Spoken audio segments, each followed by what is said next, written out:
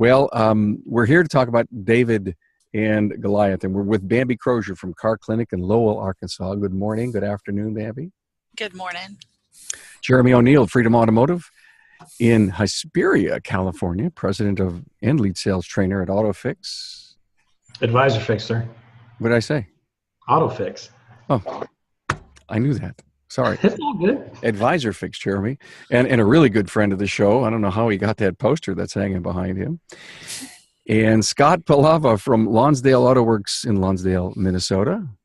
Good morning or afternoon, depending on where you are. First timer on the Town Hall Academy. Glad to see you. And all you have to do is, when we repurpose this actual show and it goes out live on the website, you can click on all the links, listen to this thing, watch the video on the remarkableresults.biz website, and see all of our guests' previous episodes. Okay, great topic. Bambi, you brought this to me a few months back. We finally got a chance to put it on the topic. We know the struggles inside of businesses to grow, continue to be worthy, steal market share, grow big cultures, and every once in a while you stop and you look at the mountain you have to climb. I heard a great quote from Cynic. A lot of people see the top of the mountain. Some of them don't actually see the mountain. And when you think of height, you also think of the old biblical story of David and Goliath. Tell us about it. Sum it up. Sure.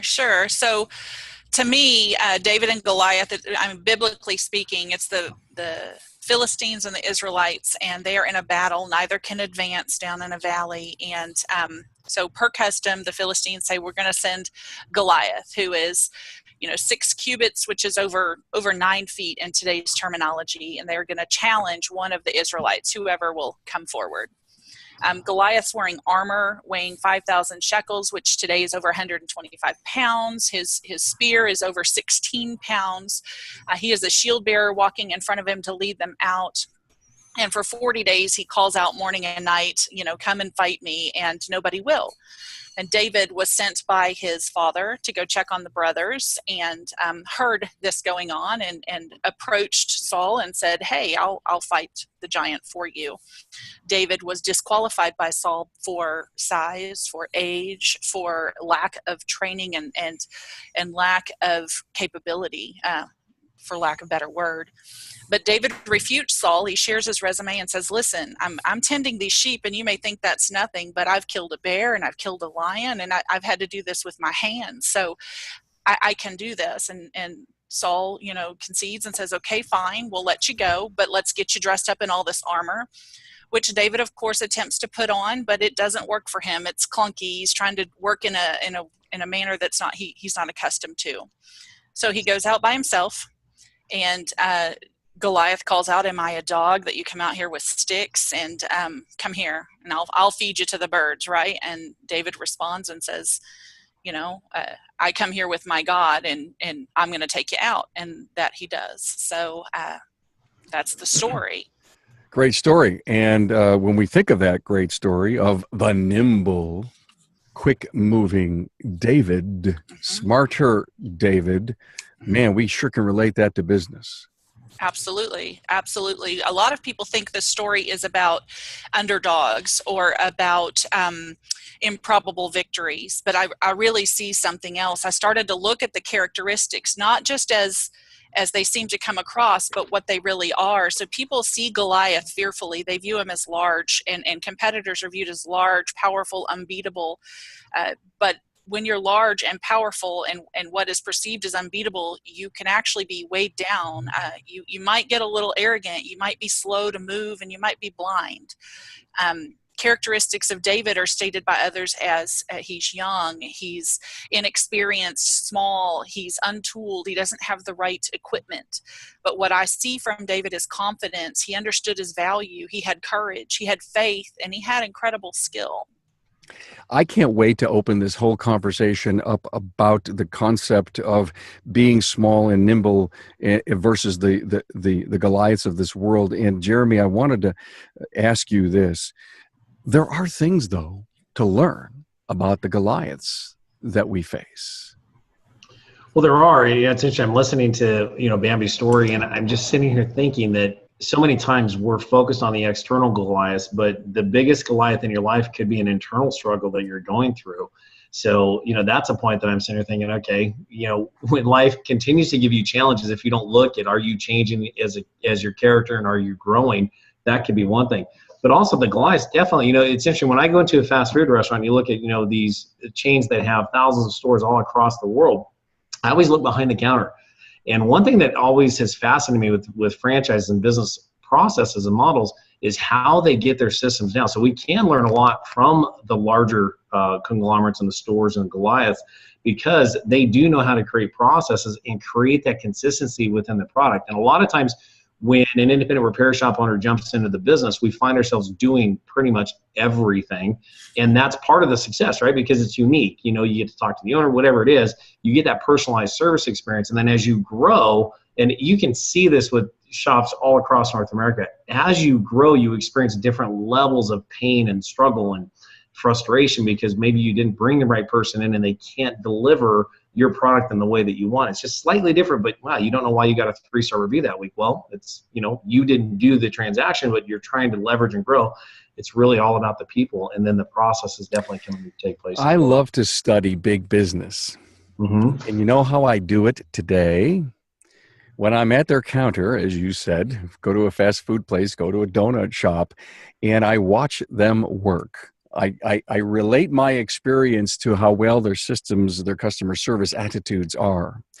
And then I have a chance every once in a while to look around the corner and to watch those big laminated cards as to how they have to greet, how they press this button, how they build the sandwich. And when I think about that, I think about, wow, you talk about consistency. You talk about processes and systems. What can we learn from that? So much, which is why processes and systems win the wars. Absolutely. And, I look at that too. And what does that give a consumer? And this is a lot of things that we lack on the independent side when you're a smaller, possibly a David, is it gives that consumer a peace of mind. And right, wrong, or indifferent, there are a lot of auto repair consumers that will go to a national chain simply because they've got the backing of that larger corporation behind them, knowing that those systems are in place. And it does breed a little bit of peace of mind knowing that job's going to be done, it's going to be done right, and they've got somebody behind them. I think part of that, that what you're saying is very good. Now, as a small business, as the owner, or you have the ability to adapt to the situation, but we can't count on our employees to adapt the same way we would. So that's why it's important to have those processes in place, because I know I trust myself to try to do 100% right every time. And if I don't get it perfect every time, at least the effort was put forth. But I can't guarantee that a staff member has the experience or the background or the ability to give the exact experience that I would have. So maybe they don't have as much flexibility as myself as the owner would in handling a situation, but then it would be consistent in the future. And it's a level of expectation, both the consumer and the employee. They know what's expected of them, and the consumer has that same level of expectation of what they should get from them. Scott, when you think about having a major 2008, a major economic crisis, and the immediacy of what happens in the big corps is, everybody gets together, they decide where they're cutting costs. Yeah. Imagine the nimbleness of a small David and the weathering the storm concept. It's got to be easier to handle when challenges come up. Well, absolutely. As a small business owner, and we all have to eat, but at the same time, we can tighten our belt and know that we're going to be there for the long haul. So if there's a time where as an owner you can't cash a check, or you maybe can't do what you've been doing, the reason for it.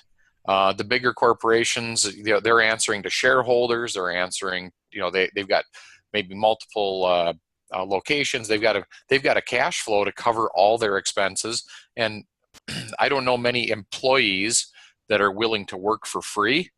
But as an owner, oftentimes we have to cut things back and make it work. And sometimes you do become a volunteer for a week or two, but you're going to get the result in the good result in the end by through your efforts.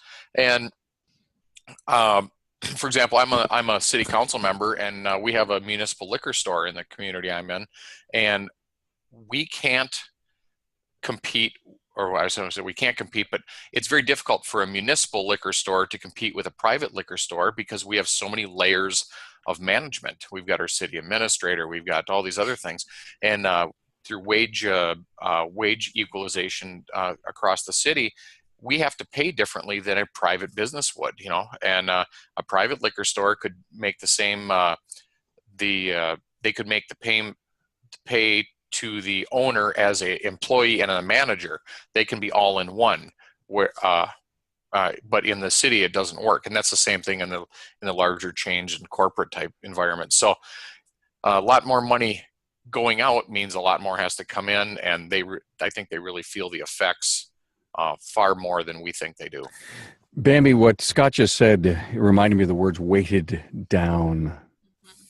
And, comparing David, the small independent business people who are on the panel here to the Goliaths of this world, what's an example of how nimble you can be if you're not weighted down? Man, I can make process changes instantly. I can implement things quickly. I can drop things and move over to this very quickly. As a leader, my team can do that. They can make decisions. Jason's very empowered as my service writer to make decisions that a lot of times in corporate worlds they can't. He's more empowered here than where he came from. And they had, 6 or 8 stores.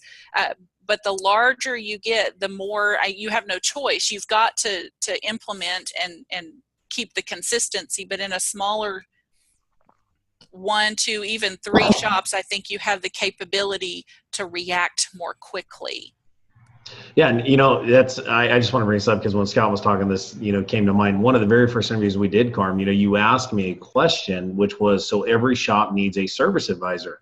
And I kind of paused and said, well, I'm not going to say an absolute rule that that's yes, because there are times where as a small business owner, you've got to right the ship and go back to the counter. And, I've working with Bambi earlier within her business, I've seen her jump in and fill the roles that need to be filled and change the course of that business. And that's the beauty that we have being David, which is, hey, if something's changing, if our lead conversion drops, let me answer the phone for a couple of days and see what these consumers are telling us. Why are we not converting leads? Is our process not working? Do we need to make a change? And I love the fact that as independent repair shop owners, we can give the market what it's demanding and change the course and then fulfill the need of our business by jumping in and actually, sometimes it's cool to have a wrench in your pocket and get your hands a little bit dirty, even if it is just checking air pressure on a tire or something like that. But to live it, to be there, I think that's awesome. And that's one of the things we do. And when I think about these corporate structures, MSOs, right, multi-store operators, as you create that corporate chain, for as long as I've been in existence, the feedback I get from the service advisors on the counter, the technicians in the shop, is when you have that layer of management, that management forgets what it's like to be back in my shoes. They don't understand what I have to go through every single day. And as a manager, yeah, you might be running 6 stores. Well, guess what? Your service advisor is the one that gets there early to open the store, that has to deal with 100 calls a day, that has to respond and react. And you're getting on them about something really small and tedious when the core of it is, hey, we have to take care of these customers, because if I don't, the processes are going to be undermined. So a lot of times that management layer, they forget what it's like to do that job. Or worse, they bring people in from the outside that have never even done the job. And oh my gosh, I literally want to pull my hair out when I get feedback like that. It just drives me crazy. Thank you for that. Hey, I got to stop for a moment. And, I forgot in the early part of this, since we had our Facebook goof, is to remind everyone that the reason we do this each and every week, or the reason that we can do this each and every week, is from Jasper. So when a car's engine or transmission fails, it's not the end of the road. A remanufactured drivetrain product from Jasper Engines and Transmissions will give your customer's car a new lease on life. Think Jasper for all your engine and transmission needs. Jeremy, you were just describing ivory tower to me. And, yeah, there are many small independents that got big. God bless them. They understood what it was like to struggle and to get there. But for a lion's share of our independent aftermarket, we're all small operators. And that whole, again, it becomes a pro of being nimble and being quick and being at that street. And when the shop operator, and this is a message, a question to everyone, the E-Myth says, hey, you got to work on your business, not in it. And there's this point where you move yourself up and away and let your team run that. Is that a pro or a con to a David mentality? I'll jump in. I think I would look at it more as a pro. And I think, that's where I'm at with Freedom Auto Repair. I'm growing to that level because, I don't want to put 60 hours a week in the shop every single week. That's not the life that I want for myself. I think the one thing when you look at the ivory tower and being able to empower your team to do it, it goes to me about this. Our business model in this entire planet is shifting and changing, and we're in the midst of this shift right now. And when I think of Goliath, obviously I go to Amazon, right? Look at how Amazon has dominated their marketplace. And I mean, they're the largest retailer in the world.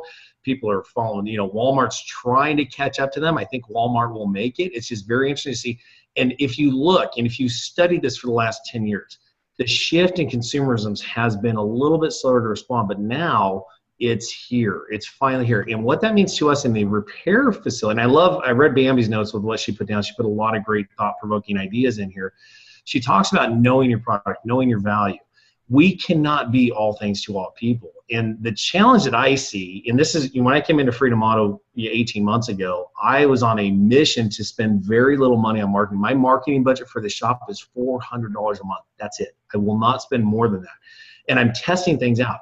And it's proof that there's a new market out there, that there's market share to be captured in any marketplace. And I don't care how long you've been established. I don't care how big your company is. If I want your customers, I can come in and do things different, get in front of the new consumer and channel market share my way for far less dollars than you paid to get there. So my message to everybody is this: the way we're doing things right now and today needs to be looked at, because I guarantee you in 3 years, it probably is not going to work. And there will be a completely new business model that nobody's even prepared for. We don't even see what's coming.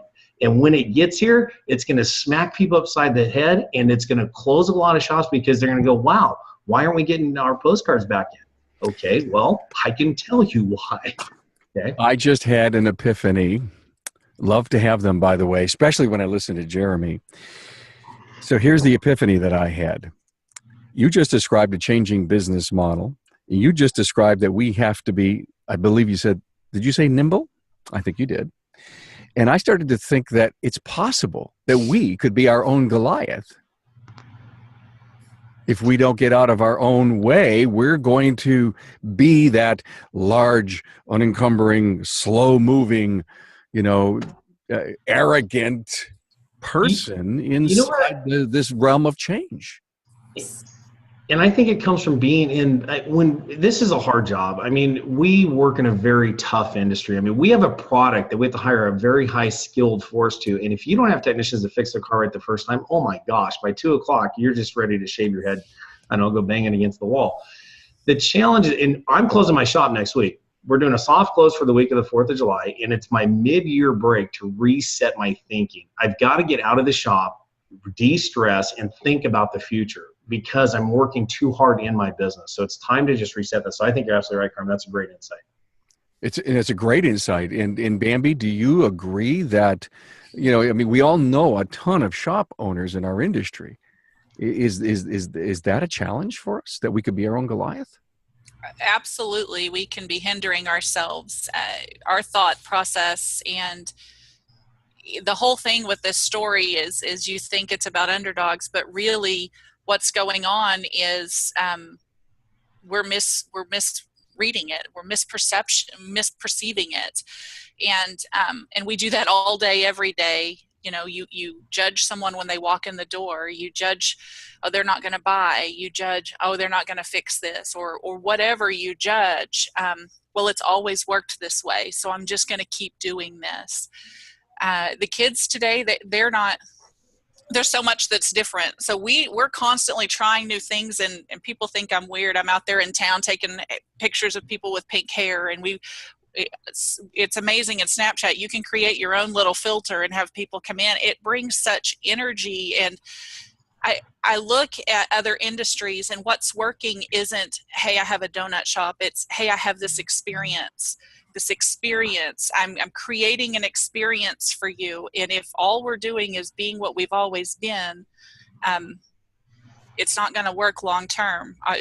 We want an experience. So, and that's what David brought. He brought a completely different. He worked within what he knew and he was comfortable with. He's not stepping outside of his bounds. He's working where he's comfortable, and he doesn't care what other people think. And Malcolm Gladwell, in his new book, talks about one of the common threads between all successful entrepreneurs is they just don't care what other people think about what they're doing. They have a vision and they have a mission, and they're so focused and stealth focus on that they're going to succeed. The word stealth interests me. I know it's in maybe it's in your talking points. Stealth, and when I think of stealth, that pretty much means I can't be detected, and I'm not sure that goes in this strategy. I mean, don't you want to really get out there and make noise? Don't you want to be seen? I do, but I want you to consider it a different way. If I've messed up, I use stealth recovery. So okay. If something's gone wrong and somebody's coming back for a comeback, or, they left us a bad review, we have got to be stealth in getting that resolved. So I need a stealth recovery program. And I don't want it to be, oh, they're just trying to buy me. It needs to be sincere. We need to be, I think, heightened alert. Stealth to me is a heightened alert. It happens. No one really saw it happen, but it happened. Yes. I got it. There wasn't a lot of noise made about it, but we really made it happen with all the integrity built inside the I get it. Okay. Mm-hmm. But so I keep thinking, guys, Jeremy, ladies, pro cons to David and Goliath as we look at the real the challenges that we have inside of each of our markets. What's a pro about being David-like when we're looking for share and fighting the competitors with the big ads for the 3-for-1s and stuff? A pro for being David-like? Yeah. So our nimbleness, you're talking about being able to move quickly. I can impact things. I'm not weighted down. I know my mission. I'm confident and who I am and what I stand for and what I can and can't do. And I'm honest with my client in that way. So I'm not upsetting them and taking on things I can't do. You can create a connection with people when you are the face of the business, or you're very easy to get in touch with. That's a big thing nowadays. Going back to Jeremy, talking about some of the big the things that need to change or whatnot. You held your phone up and it reminded me. I took your DVI selling DVI class at Vision, and we're using that, but which is a new thing in our market, but we're still talking to people, and we're still printing them out and giving them to them. We're using some old stuff that people want because they want to have a human connection, but people still want the latest and greatest too. So we have to kind of modify that, and that nimbleness. If I was in a corporate environment, they probably would say everyone is going to get a text message or an email. We're not talking to people. I have to adapt to every customer versus just cookie cutter, everybody gets the same way, because I could have the 16-year-old high school girl who is in for a regular 3-month oil change service, or I could have the 90-year-old guy who has never owned a computer in his life. How can I cookie cutter that? I have to be able to adapt. Scott, I think what Scott just said do the right thing to me. In the world of Goliath, there is the policy on the wall, and there is no right thing. This is how we do it. Now, there are always exceptions to when you have a really big heart in the face of the customer, no matter how big, if it's a David or Goliath type operation. But yes, you can always, as we've said, nimbleness is a great quality for David, and doing the right thing should trump everything. Yeah, Carm, I just want to hit on that real quick. So the nimbleness and being David-like, it is all, you talked about that customer experience. And, when Bambi talked about being stealth with, dealing with a customer as a comeback, as a shop owner, I'm sure everybody agrees with me. the reviews that we celebrate the most aren't the 5-star or the 1-star. It's that customer that should go leave us a 1-star review and they don't, right? After we dealt with it behind closed doors and we're just watching your phone. You're looking at your alerts for a week and you're like, okay, I know it's coming, but it never comes, right? You're like, oh, thank you, right?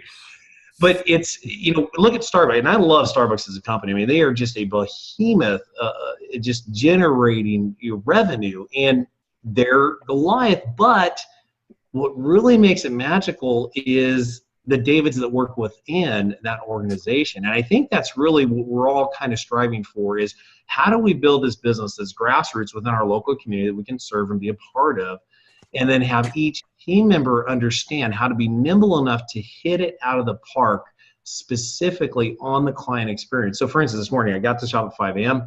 We're delivering a Ford 6.0. And now I understand, nobody has to send me an email or text on this. I understand why a lot of my diesel guys say, Jeremy, don't work on 6.0s. I understand. I've written those checks, guys.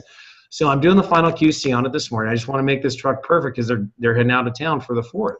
Well, I'm 2 blocks from the shop, and all of a sudden the pitch in the engine changes and the thing shuts off, and I'm in the middle of the road and it will not restart. And I'm like, oh my gosh. First thing I think was, all right, what did my technician screw up, right? And I'm like, hold on, Jeremy, that's wrong thinking. So now back up, we get it towed back, something else happened. Okay, fine, we can handle it.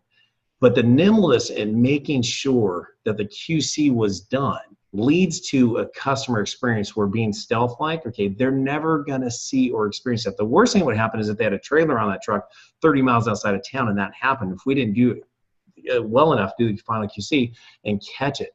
And I think a lot of times when we put money ahead of that customer experience, when we're focused on our sales goals too much and we want to drive sales, we will shortcut things. Oh, it's good. I trust my tech. He's got a great reputation, right? He's done good work. But we didn't drive it on our final road test route. We didn't put it through its paces.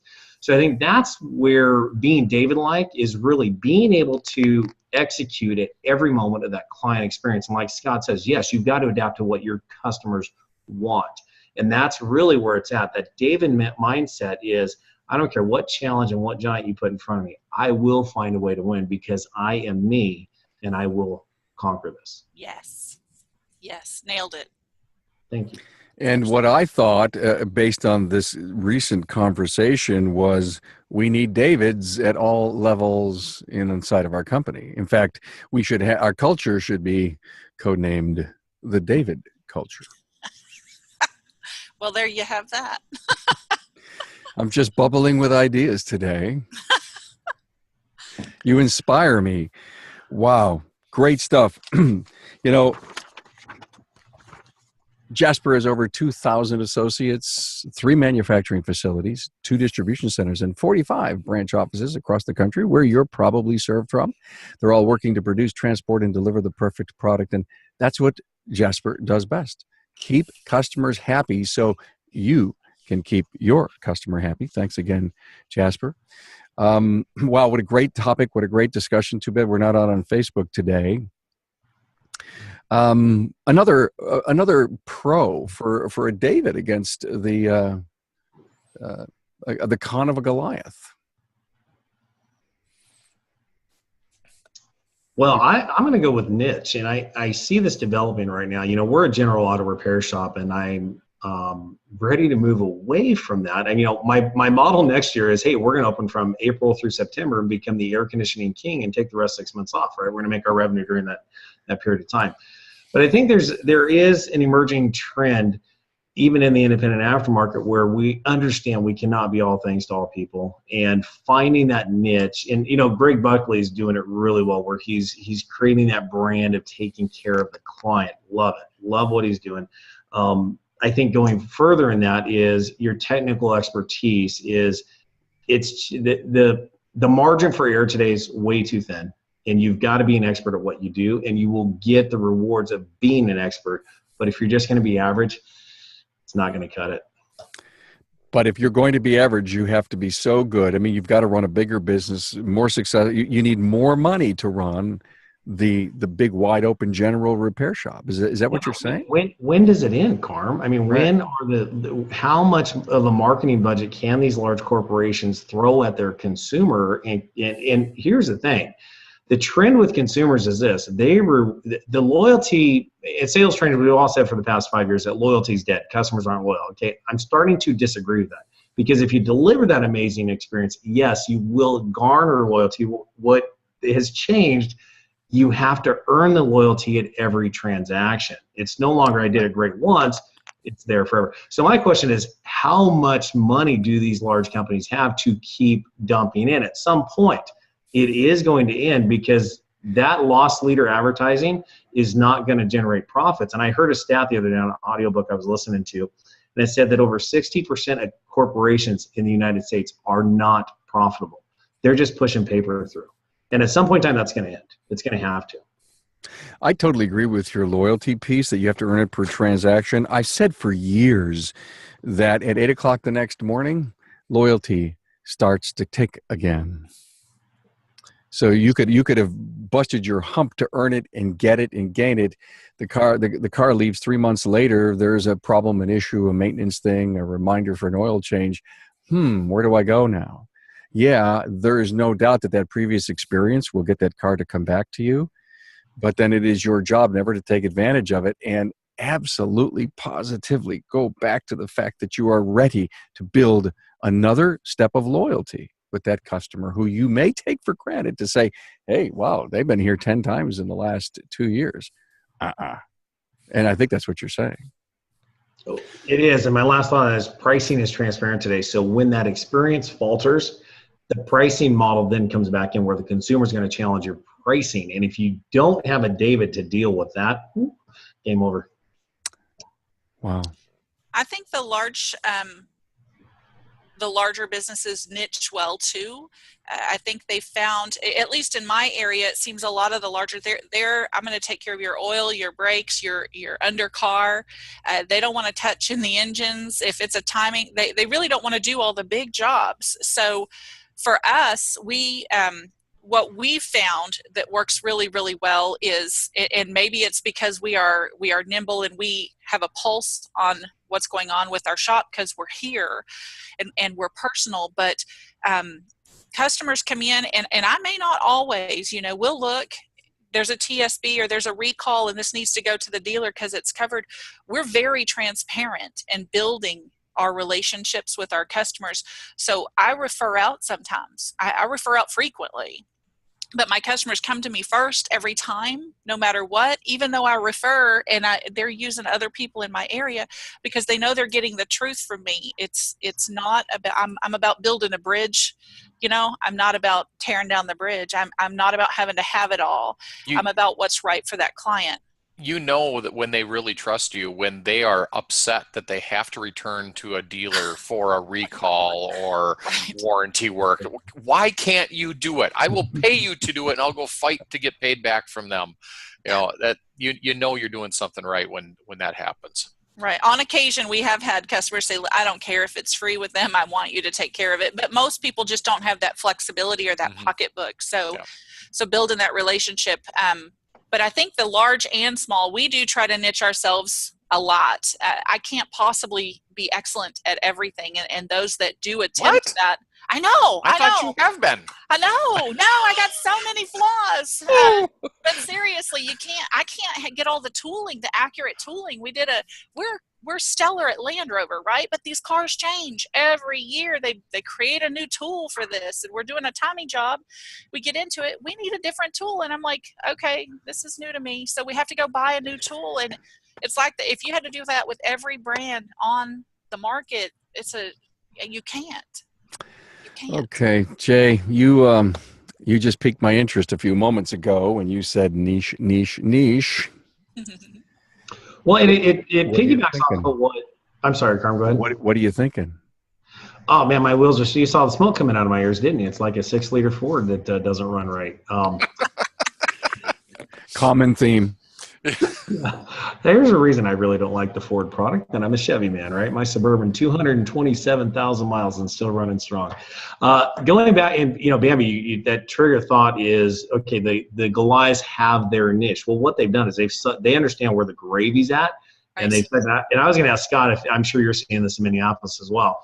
If you're a repair shop and you do hardcore diagnosis, and well, if you test and analyze vehicles and do a proper repair on them, those are for my, that's for my friends out there who yell at me when I use the word diagnose. We're seeing cars that have been at 3 and 4 and 5 shops that other shops have given up on, and these customers are really orphaned. And then the challenge is this is so full circle with the sales of what we do.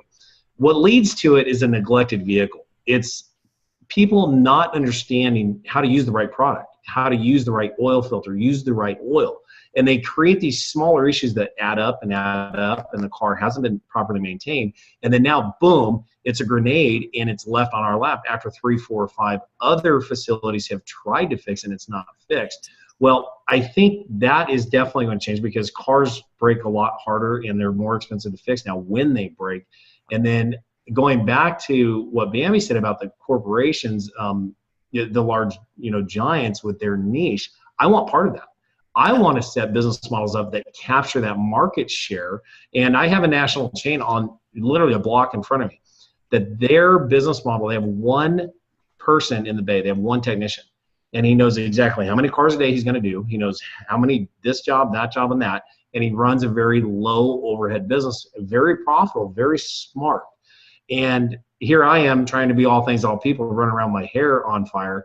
And it's time to think smarter, work smarter on the business, but find those niches and really execute them. And this is the challenge, Carm. When I say the rules are changing, there are no rules in business right now. You can go create the rules that you want and create a business model that nobody's done before and watch it blossom right in front of you. That's the beauty of what we have right now. Is it worth having a Town Hall Academy on niching? Sign me up. I'll confirm it. Bambi, you guys really do a lot of Euro. And do you ever sneak over and handle any of the GM3 or the Detroit 3? We do. We take care of if you pull onto our car lot and it's a vehicle, and we don't do motorcycle. I really don't like Dodge. Other than that, sorry for all the fans out there. Well, there's a negative niche. I like that. Okay. But there are some that we just don't. But most of our customers have an array of brands, and we take care of them. We are known for our Euro, and that's the majority of what we get. Scott, you being in a small town, you're doing everything.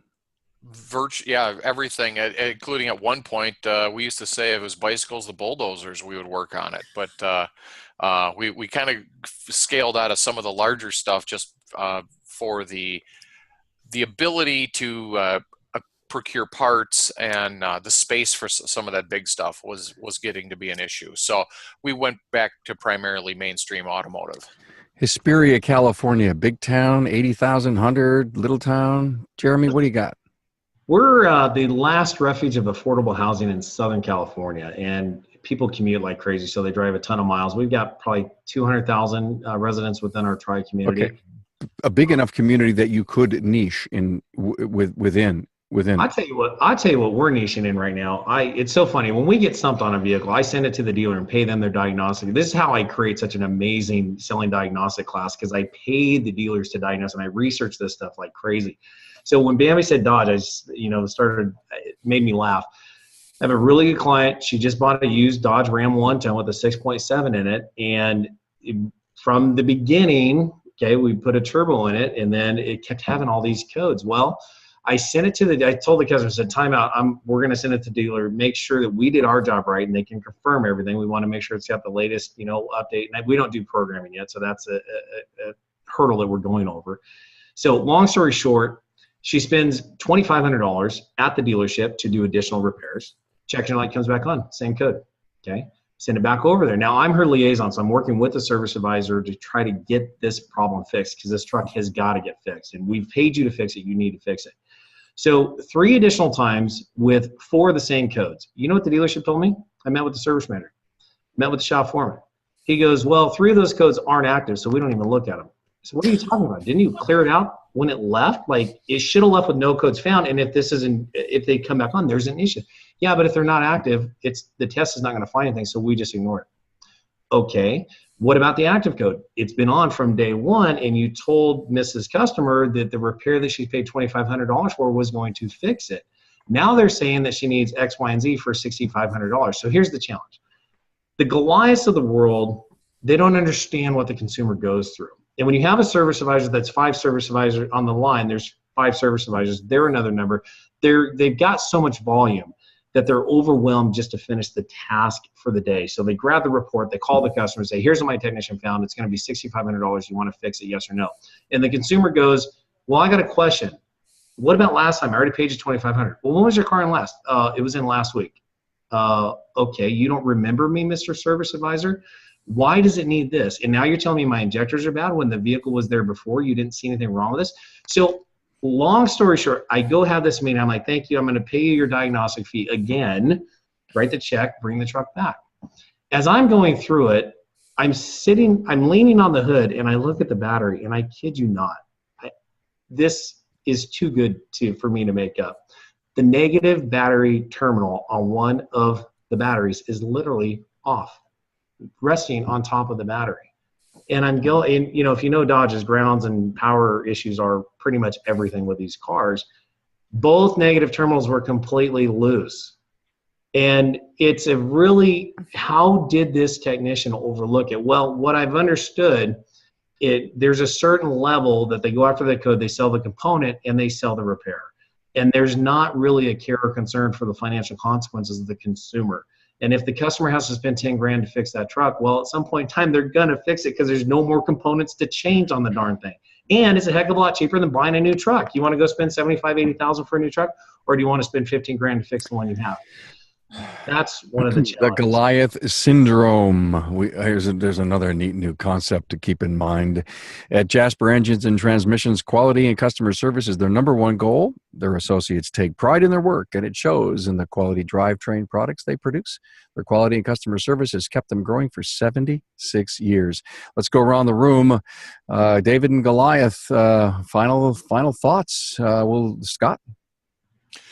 Well, I can honestly say that I'm probably one of the smallest around. That I feel that we will be here for quite some time because I have the personal drive. I don't have to answer to anyone else, so that makes me the visionary or the drive, and that I will adapt to whatever I have to do to make things work for everybody, not just my business, but my customers and my community.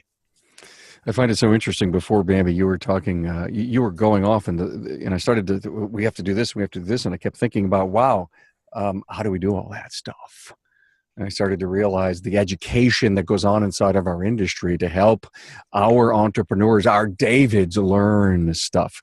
Podcasts, AMI, the courses that you teach, Jeremy. I don't think it would have been crazy to say, okay, great. Well, then how do I do all this stuff? Well, you've got to have a coach. You've got to be in a 20 group. You've got to get training. And I wanted to get that out. Jeremy, I'll give you the last word. Bambi?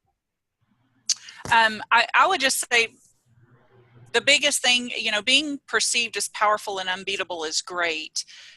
But the biggest learning that you could find in this story is to question your own thought process, because that can change everything.